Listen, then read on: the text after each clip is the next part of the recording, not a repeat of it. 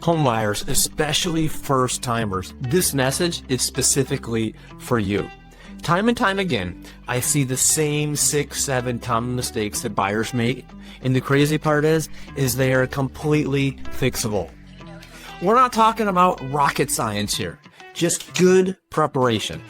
These are going to help you both financially and emotionally before you even step foot in an open house. Hey, and make sure you stick around to mistake number 7.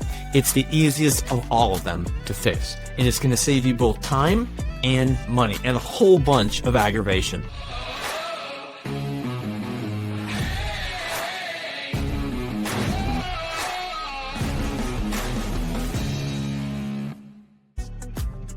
See, many first-time buyers, even repeat buyers, feel stressed, anxious, maybe even a little intimidated by the whole process. And it doesn't have to be that way. So here we go. Mistake number 1. Falling in love with a house without having a pre-approval. This is the most common and most emotional mistake. Why does this hurt so much? Because you waste time. You're chasing homes that might be under your budget or possibly over your budget. So you're setting yourself up for disappointment. In pre-approval, it's simple and powerful. A good mortgage broker will walk you through it. And take a peek at the caption here, the picture here. There's 4 different types of mortgages. You're going to learn which one is best suited for you. Next up, mistake number 2, only focusing on the mortgage payment. The mortgage is just the beginning. There's more to it than just that. You've got property taxes, insurance. You might live in a neighborhood that has an HOA. There's utilities and ongoing maintenance. So when you talk to the lender, get the whole picture more than just principal and interest, get taxes and insurance, but also look into what's the average air conditioning bill for this house in the summertime in Arizona. Mistake number 3 is using your own bank. Here's the deal. Big banks often charge more and care less. Sounds kind of counterintuitive, right? But you're one of thousands of clients, and their guidelines are rigid. And unless your profile fits their little box perfectly, they won't make it easy. So that means you should shop around. Use a mortgage broker who's going to work for you, not for the bank. Mistake number 4, and this is a big one. Well, they're all big ones, but this one's especially important. Skipping the home inspection. Don't do it.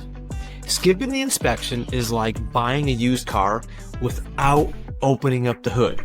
Would you ever do that? No way. You should even expect brand new homes. Pay the $400 or $500. Get the 30-page report. Ask questions. Ask the seller to fix things that are major. And one last thing, this is super important. If you've got an Uncle Bob, unless he's a licensed, bonded, and insured home inspector, do not use him to inspect the property. Hire an ASHI certified inspector, someone who's done 200-300 inspections. Next up, mistake number 5. Do not make any big purchases when you are under contract. Wait until you have the keys in hand before you open up a line of credit. Before you buy a couch or a car or get a credit card or anything like that. Something as little as that will derail your pre-approval. So again, wait until you have the keys in your hand before you open up any new credit or make any major purchases. So here we go with mistake number 6, and that is not comparing lenders. Here's the truth bomb.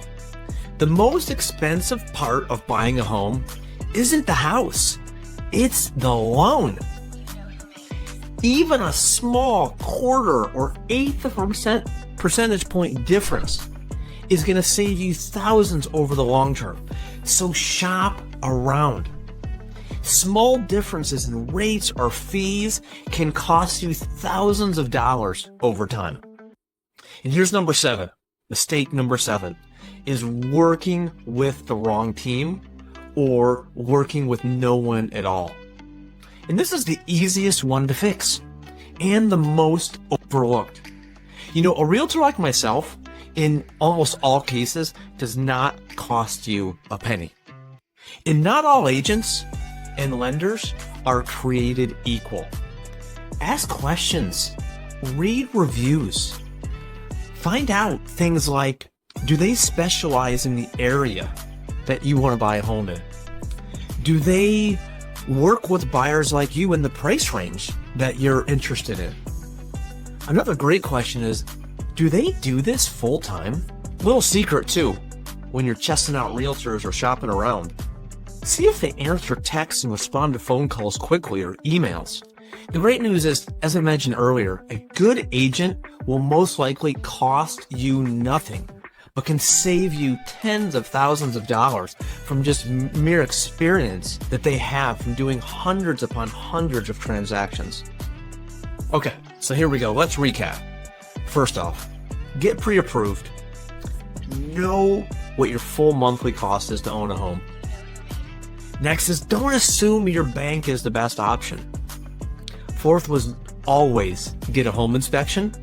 Another one was freeze your spending. Next up was compare your lenders. And then lastly was work with a great team. Look, buying a home is simple. It's just not easy. The number one reason that I think buyers get so stressed is because they have a lack of information and they don't have someone working for them in their corner. So if you arm yourself with the facts and work with people who give you the facts straight, that's how you go about buying a home with confidence. If you want more buyer tips, please subscribe to our videos. Check out the link in the caption below. That'll give you all of our information and take you to places to see other videos that we've done in the past. So thanks so much for tuning in.